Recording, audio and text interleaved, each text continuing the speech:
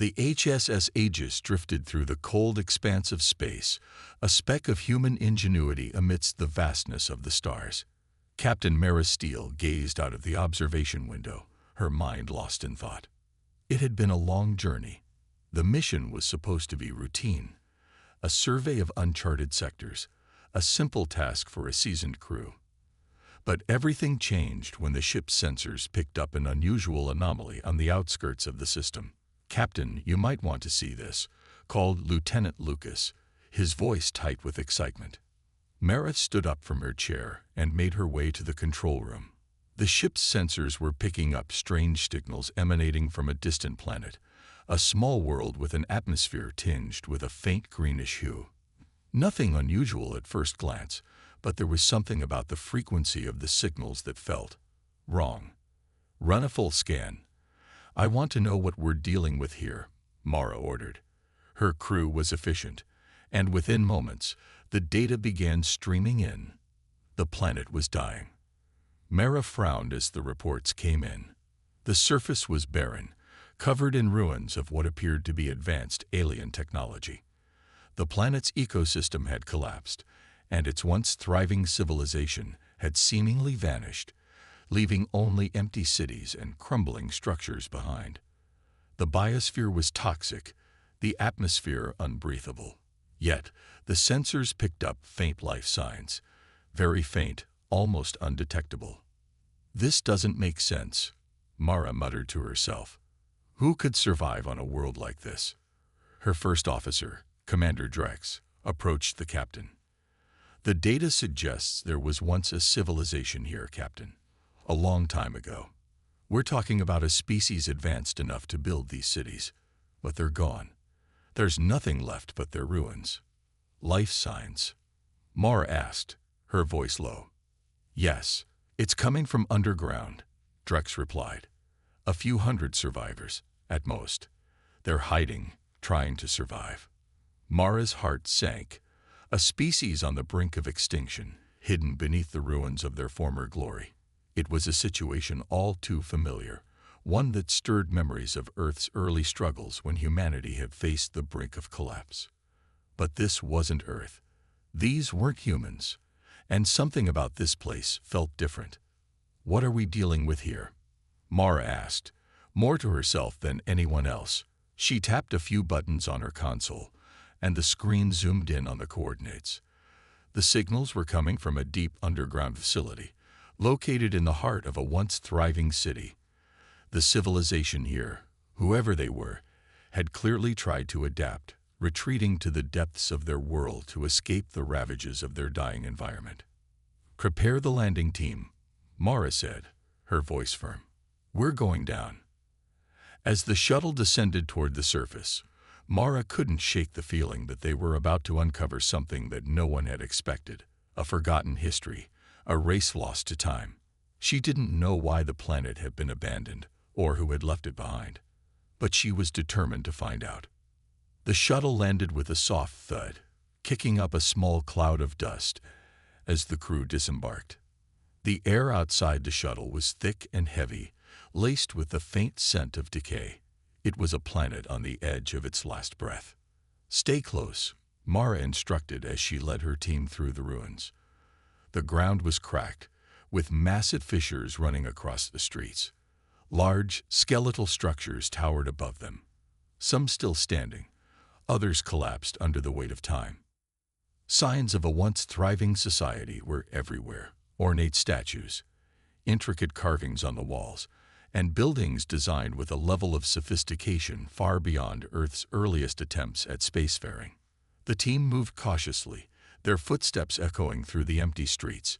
It was eerily quiet, the kind of silence that made the hairs on the back of Mara's neck stand up. They soon reached an entrance to an underground facility. The air grew colder as they descended into the depths, the temperature dropping with each step. At the bottom, they found what they had been searching for: the survivors. The Lyrans, as they would come to know them, were a small, frail species. Their skin was pale, their eyes large and dark, reflecting the faint light from the team's helmets. They were huddled in small groups, their bodies thin and weak from years of scarcity. There were no signs of aggression, only confusion and fear as the humans approached. Mara knelt down, careful not to startle them. She spoke in her most calming voice. "We're here to help." The Lyran's leader, a tall figure with silver hair and a deep, haunted gaze, stepped forward. His name was Feral. He had heard the rumors of other species, those who had abandoned his people to die in this forgotten place. His trust was not easily given. The Lyrans had been betrayed before. "We did not ask for your help," Feral said, his voice barely above a whisper. "Why have you come?" Mara met his gaze steadily. "Because we cannot ignore you. We've seen the signs of your civilization, and we will not leave you to perish like this. You deserve better." For a long moment, there was silence. Feral seemed to weigh her words, his expression unreadable. Finally, he nodded, a slight shift in his demeanor. "We do not trust easily, but perhaps you are different. Perhaps you will not abandon us like the others." Mara knew that this was just the beginning. The task ahead was monumental. But for the first time since arriving on this world, she felt a flicker of hope. The crew of the HSS Aegis had barely begun their work when Captain Mara Steele decided to contact the Galactic Council. She knew it would be a difficult conversation. The Lyran's planet was a long-forgotten world on the edge of the galaxy, and the Council was not known for its compassion. But it was the only path forward. As the communications console beeped, Mara sat at the head of the table in the briefing room, her eyes fixed on the screen. The image that flickered into view was that of High Counselor Thiller, an alien from a species known for their cold, logical approach to galactic affairs. His green skin glowed slightly in the dim light of his office, and his eyes, narrow and calculating, met Mara's without any warmth. "Captain Steele," Thaler said, his voice calm but with a hint of condescension, "I trust you have found something worthwhile." Mara didn't hesitate. "We've found a species, survivors of an ancient civilization. The Lyrans. Their planet is dying, and they've been abandoned by every civilization that came before us. We need help to stabilize their environment and evacuate them." Feller's expression didn't change. "The Lyrans," he said slowly, as though tasting the word. "They were considered expendable by the Council. They are fragile, technologically stagnant, and have no place in the wider galactic community. Why should we invest resources in a dying species?"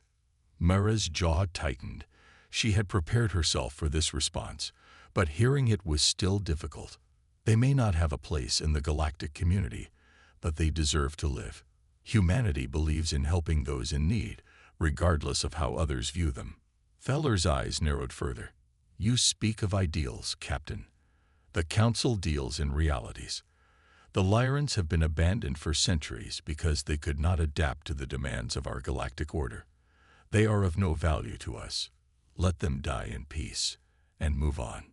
Mara's anger flared, but she kept her voice steady. "I will not abandon them. If you refuse to help, we will handle it ourselves." The counselor's lips curled into a thin smile.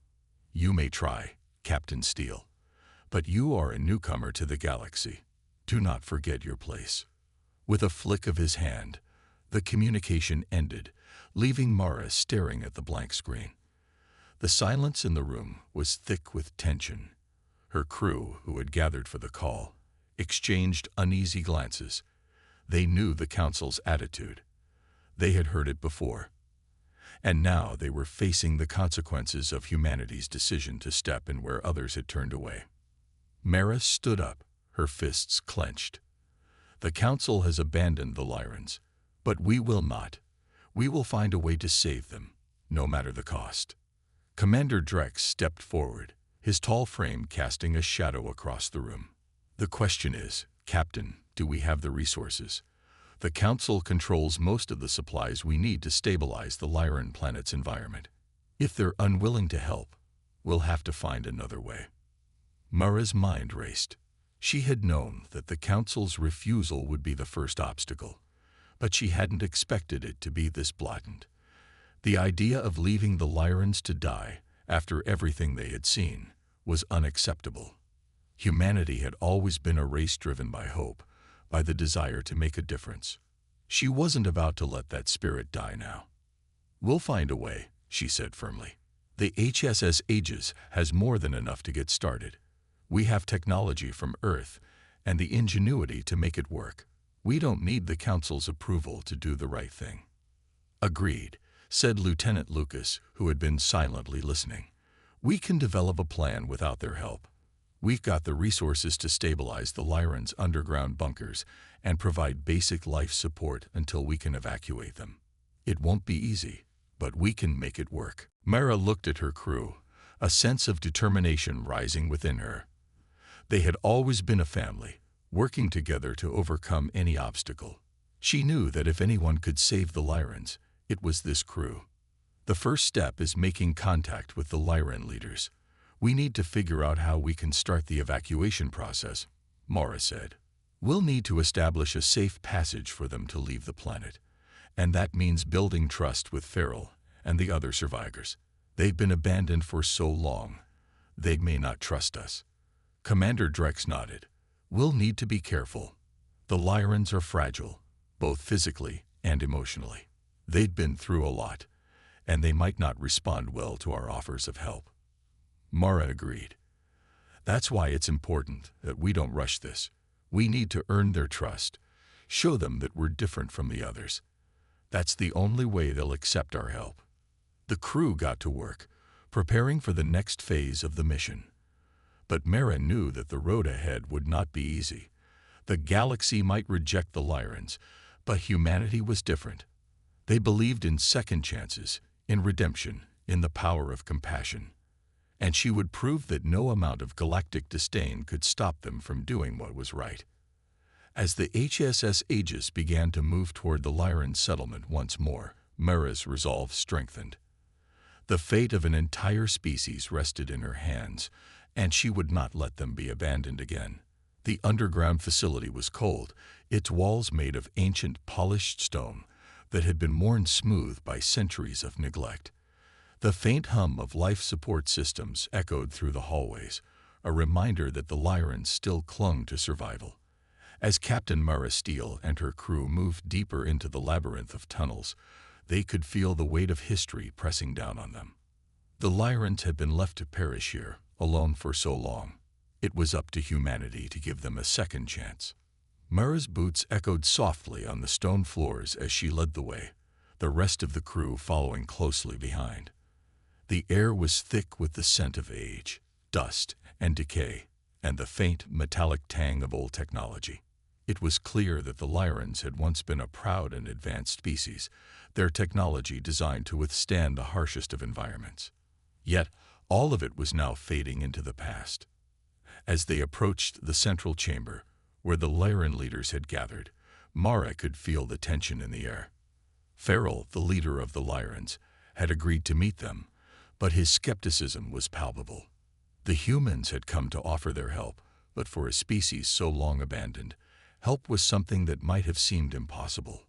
The door to the chamber slid open with a soft hiss, revealing a group of Lyrans sitting on benches in the center of the room.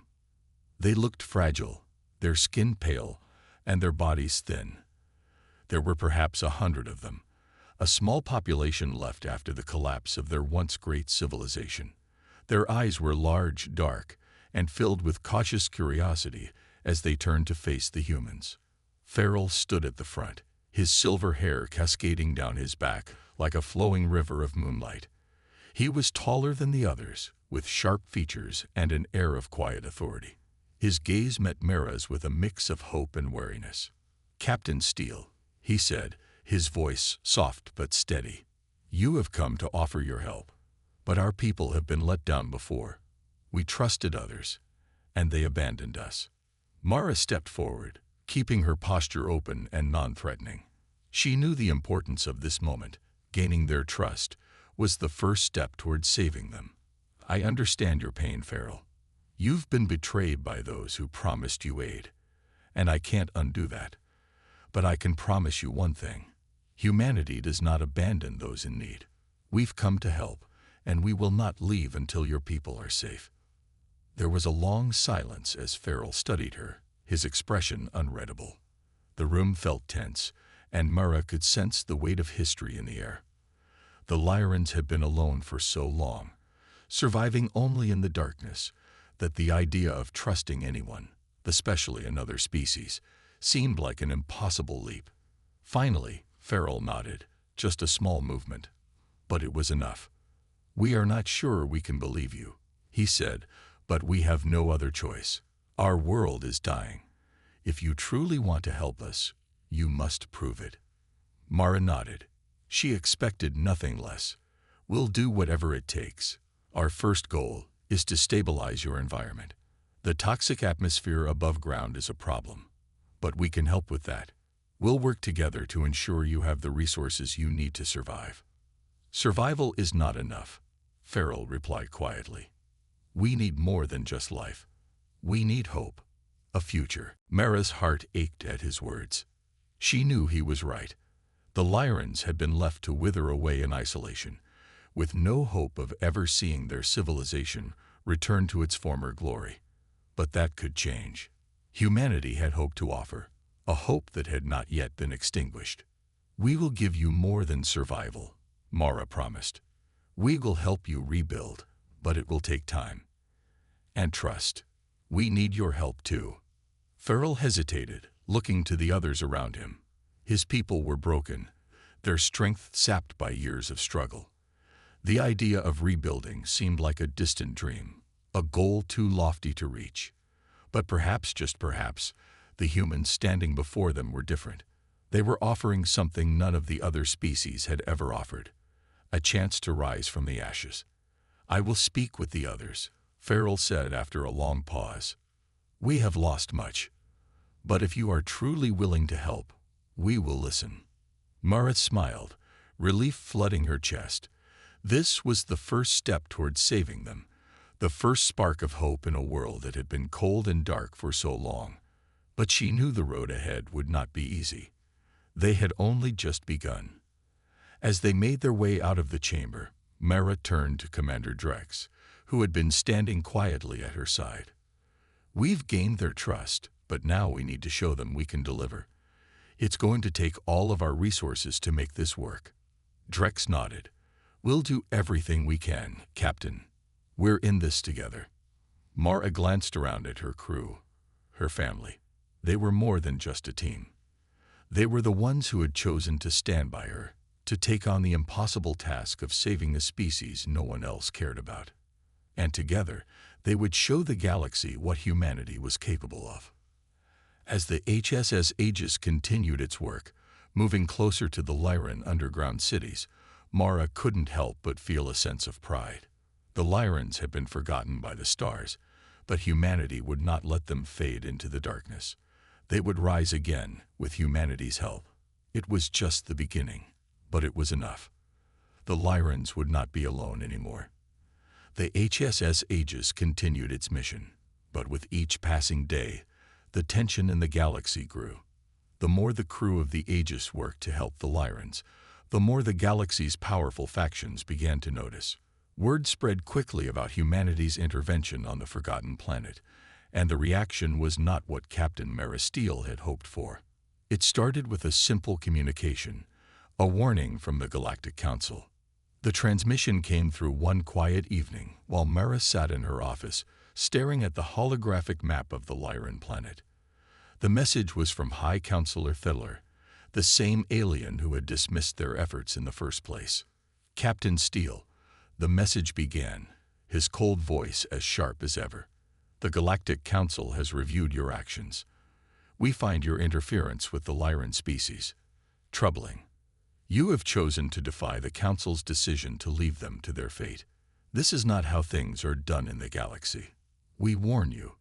Cease your efforts to rescue the Lyrans immediately. The Council will not stand by while you upset the delicate balance of our order." Mara's jaw clenched as she listened to the message, her hand tightening around the edge of her desk. She had expected resistance, but this felt like a direct threat. What gives them the right to decide who lives or dies? She muttered to herself, her voice filled with frustration. She glanced at Commander Drex, who stood silently nearby, having overheard the message. "Captain, you knew this was coming," Drex said quietly. "The Council has always been about control, not compassion.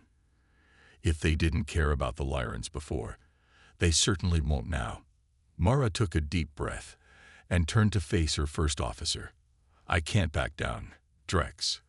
The Lyrans need us, and we're the only ones who are willing to help. We've already made progress, and we can't just abandon them now, because the Council doesn't approve." Drex nodded, understanding her determination. "But we need to be prepared. The Council is powerful. If they want to stop us, they won't hesitate to take action." As if on cue, the lights on the bridge began to flicker, and the communication system hummed with static. A new transmission came through, a signal far stronger than the previous one. "This is Commander Raylor of the Zorhian Alliance," a voice crackled over the comms. "We've been tracking your actions, Captain Steele. We've seen what you're doing for the Lyrans, and we've decided to intervene." Mara's eyes widened. The Zorvian Alliance was known for their military prowess and their support of the Galactic Council's decisions. They had a reputation for crushing any opposition, and now they were focused on her crew. "We cannot allow your rebellion to continue.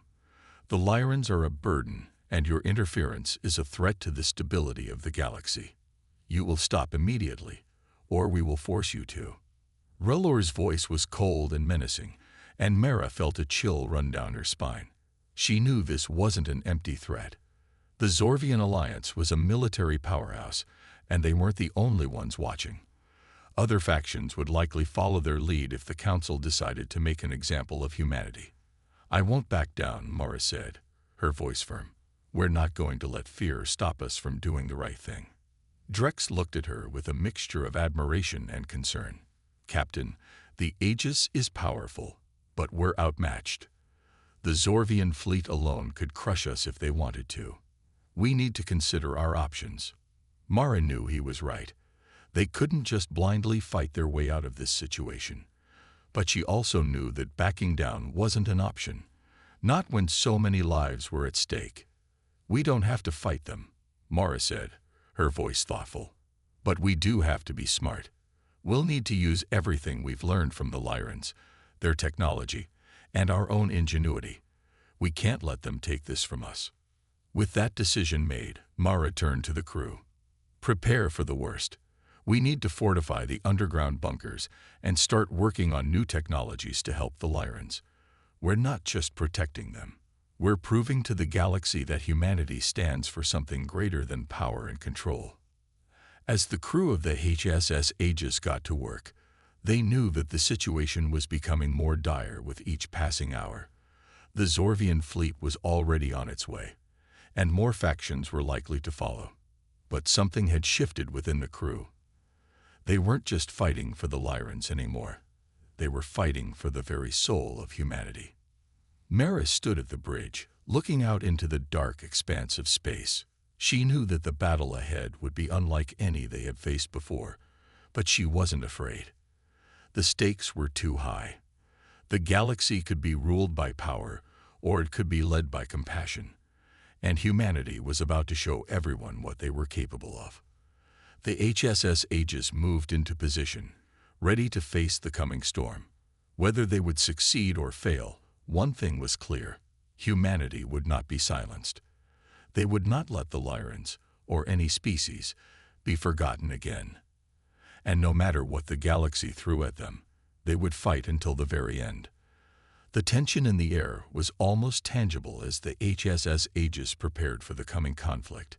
The Zorvian fleet was only days away from reaching the Lyran homeworld, and Mara knew that every moment counted. Her crew had worked tirelessly, upgrading the ship's defenses and coordinating with the Lyrans to fortify their underground bunkers. The stakes had never been higher. The fate of an entire species rested in their hands. Captain Mara Steele stood on the bridge, staring out at the vastness of space. The stars shimmered like tiny, distant promises, but today they felt colder than ever. The peaceful serenity of the galaxy seemed a stark contrast to the storm brewing just beyond the horizon. Commander Drex approached, his usual calm demeanor replaced by a rare tension. "Captain, the Lyran leaders are ready. They've agreed to follow our plans, but they're still uncertain. They'd been alone for so long, they don't know how to trust us completely." Mara nodded. She understood their fear. The Lyrans had lived in isolation, abandoned by every civilization that once promised them aid. They had lost faith in anyone, and it would take time to rebuild that trust. But the first step had been made. They had agreed to work together. That was all that mattered for now. "We can't afford to lose any more time," Mara said softly. "The Zorvians will be here soon. Once they arrive, we won't have much of a chance to act." Drex glanced at the ship's status board. "We've made some upgrades to the Aegis's defensive systems, but we're still outgunned. The Zorvian fleet is much larger and better equipped." Mara felt the weight of the situation pressing down on her. She knew Drex was right. The Aegis was a powerful ship, but against a fleet like the Zorvians, it would be a hard battle to win. They couldn't afford a direct confrontation. They needed to think smarter, not harder. "I'm not asking for a miracle," Mara said, her voice steady. "But we can make their advance difficult. We'll slow them down. Every minute we can buy is one more minute the Lyrans have to prepare for evacuation." "Understood," Drex replied, his voice resolute. "We'll buy them as much time as we can." The crew continued to work in silence, the hum of machinery and the soft clicks of keyboards filling the air. Everyone knew what was at stake. The Lyrans were more than just a dying race to them now. They were a symbol of everything humanity stood for. They couldn't let the galaxy's cold indifference crush their efforts. As Mara walked through the halls of the Aegis, she passed by various crew members, each absorbed in their work. They were all on edge, but there was a quiet determination in their eyes. They had all made the choice to fight for the Lyrans, and now they had to see it through. When she reached the command center, Lieutenant Lucas looked up from his console. His expression was focused, but he gave her a small smile. "Captain, we've finished installing the stealth systems. It won't hide us completely, but it will make it harder for the Zorvians to track our movements." "Good work, Lucas," Mara said, her voice filled with gratitude. "Every little bit helps." As the crew continued their preparations, Mara gathered her senior officers in the briefing room. Drex, Lucas, and the other key members of the team sat around the table, waiting for her to speak. "We've been working for weeks to prepare," Mara began, her eyes meeting each officer's gaze. "But now it's time to act. The Zorvian fleet is almost here, and we need to slow them down while the Lyrans complete their evacuation. We'll use everything we have: stealth, deception, and hit-and-run tactics. The Aegis may not be able to stand up to their fleet head-on, but we can make sure they don't have an easy time reaching the planet." "We'll hit them where it hurts," Drex said, his voice low and steady. "Target their weak spots: communications, fuel supplies, and weapons systems. We keep them off balance, force them to waste time repairing and reorienting." "I like the plan," Lucas added. "It's risky, but we've got the element of surprise. If we can catch them off guard, we might be able to buy enough time for the Lyrans to evacuate." Mara nodded. "We'll need to be quick. The Lyrans won't be able to move as fast as we can. We have to give them the time they need to leave the surface and make their way to the evacuation ships." The room fell into a tense silence as everyone considered the gravity of their mission. Mara could feel the weight of their decision pressing down on them, but there was no turning back now. They had come too far, and the Lyrans had placed their trust in them. "We'll hit them hard and fast," Mara said finally, standing up and pacing around the table. "Our goal is not to destroy them, just to slow them down. We keep them distracted long enough for the Lyrans to get to safety." "We're with you, Captain," Drex said, his voice unwavering. Mara's heart swelled with pride. She looked around at her crew, her family. They had all made a choice to fight for what was right, to risk everything to save a species that had been forgotten by the galaxy. And in that moment, Mara knew they would succeed. Not because they were the strongest or the most powerful, but because they believed in something more: hope, compassion, and the idea that no one should be left behind. As the Aegis prepared for battle, Mara took a deep breath and steadied herself. The calm before the storm was over. It was time to fight. The future of the Lyrans, and humanity, was at stake. The HSS Aegis slipped quietly into the darkness of space, its stealth systems working at full capacity to keep it hidden from the approaching Zorvian fleet. The crew worked in silence, preparing for what was to come. The Lyrans had begun their evacuation, their ships slowly lifting from the planet's surface, but Mara knew they were still vulnerable. Every moment counted. Captain Mara Steele stood at the bridge, her eyes focused on the star chart in front of her. The Zorvian fleet was just hours away, and the tension in the air was thick. Her fingers hovered over the controls, ready to give the order when the time was right. They couldn't afford to make a mistake. "Status report," Mara said, her voice calm but firm. "Everything's set," Commander Drex replied, his tone serious. "The Lyran evacuation is on track, but we've just received word from our scouts. The Zorvian fleet is getting closer." Mara nodded, turning her attention to the view screen. The stars twinkled in the distance, but she knew the enemy was out there, lurking, ready to strike. The Aegis had one advantage: speed. They would have to use it wisely. "We can't let them reach the planet," Mara said, her voice quiet but full of determination. "Once they do, it'll be too late for the Lyrans." Drex glanced at the data scrolling across his screen. "We've got one shot at this, Captain. The Zorvian fleet is fast, but if we hit them now, we can slow them down. It'll buy the Lyrans just enough time to get clear." Mara took a deep breath, then turned to her crew. "Everyone knows their assignments. We can't afford to be anything less than perfect. Move fast, hit hard, and get out before they can retaliate. We're not here to fight. We're here to delay them." With the plan in place, Mara gave the signal. The Aegis shifted into position, its weapons powered up, ready for a strike. But Mara knew the real challenge wasn't just the battle ahead. It was the hope that the Lyrans would make it to safety in time. Every second was critical. "Target their communications array," Drex ordered, his voice cutting through the silence. "We'll take out their ability to coordinate. They'll be left scrambling." The Aegis slipped through the darkness, moving like a shadow among the stars. The Zorvian fleet was still a few hours away, but time was running out. Mara held her breath as the first Zorvian ship came into view on the radar.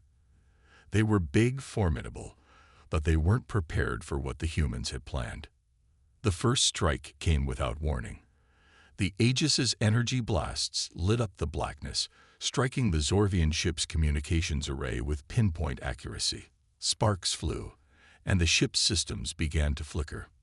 "We've got their attention now," Lucas, the weapons officer, called out from his station. "They're returning fire."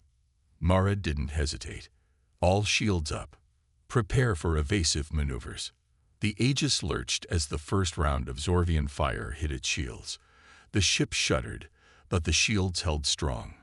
The crew braced themselves, their hands gripping the sides of their stations as the ship maneuvered sharply to avoid more hits. "Second wave incoming," Drex said, his eyes scanning the radar. "More Zorvian ships are coming into range. We need to keep moving." Mara gripped the armrests of her chair, her mind working quickly. They couldn't afford to stay in one place for too long. The Zorvians were formidable fighters, but they were predictable. The Aegis had one thing they didn't: creativity. "Hit and run," Mara ordered, her voice steady. "We'll strike again, then move. We need to keep them off balance."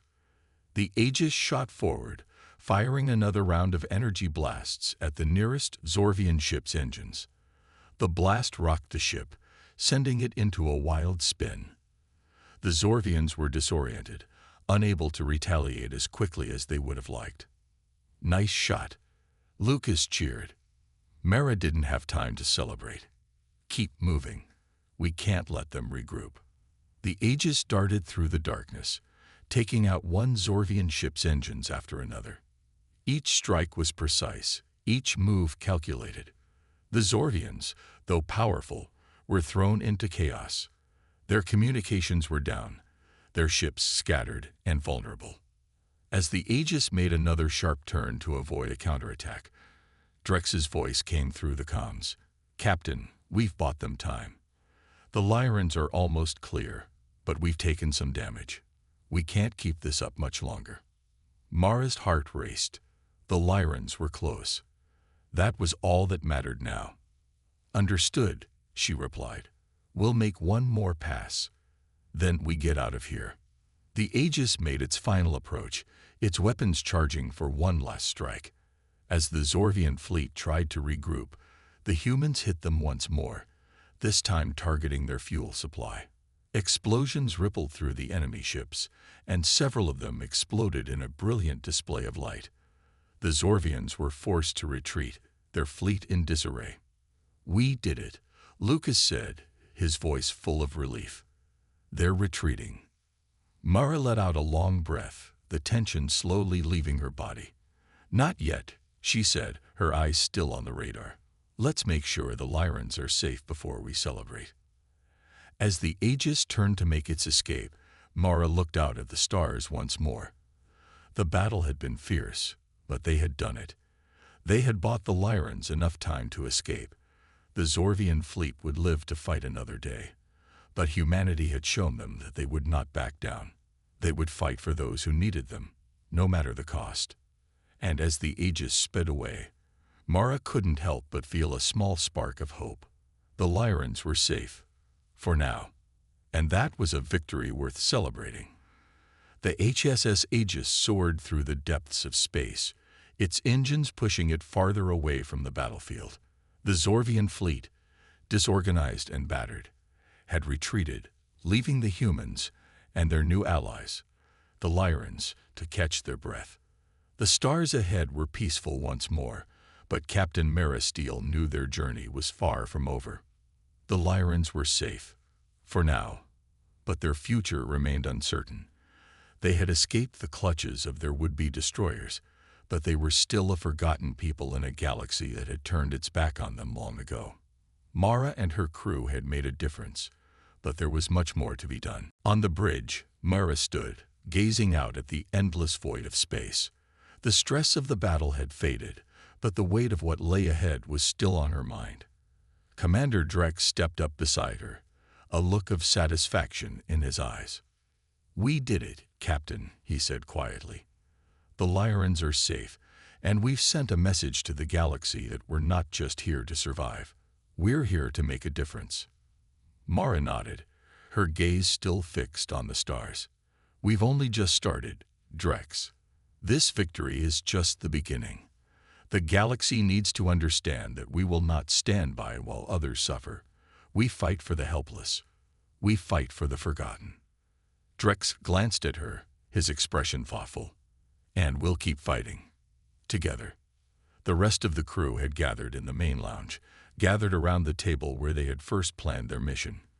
It was a moment of quiet celebration, but Mara knew there was more to do. There were so many factions in the galaxy, many more who would turn their backs on the Lyrans, but she wasn't about to let them slip back into the darkness. "We've all made a huge difference today," Mara began, her voice strong as she addressed her crew. "But we can't rest yet. We've proven that humanity will stand up for what's right, but we've also made some powerful enemies. The Zorvian fleet may have retreated, but they won't forget what we've done." "I wouldn't expect them to," Drex said, his tone grim. "They won't let it go that easily. We've made ourselves a target, Captain." "I know," Mara replied, her voice steady. "But that's a risk we'll have to live with. We can't hide forever. We'll have to face them sooner or later." Lucas, the weapons officer, leaned forward. "We've got the Aegis, and we've got each other. We can handle anything they throw at us." Mara smiled, her crew's resolve giving her strength. "That's right. And we've got the Lyrans now, too. They've joined us in our mission to protect the innocent. We'll help them rebuild. But more than that, we'll spread the word. The galaxy has to know that it's not just about power and control. It's about compassion, about standing together when things get tough. Drex nodded in agreement. We've already started something bigger than we imagined. The Lyrans have allies now. More will come. Mara's eyes met his, a new determination building within her. We won't stop until the galaxy understands that no one is disposable. Every life matters, and we'll be the ones to remind them. As the Aegis continued its journey through space, Mara's thoughts turned to the Lyrans. The planet they had just left behind was now a safe haven for their people, but it wouldn't be long before the galaxy came calling again. They would need to be ready. We'll need to find more allies, Mara said, more to herself than anyone else. The Lyrans are just one example of what happens when a civilization is abandoned.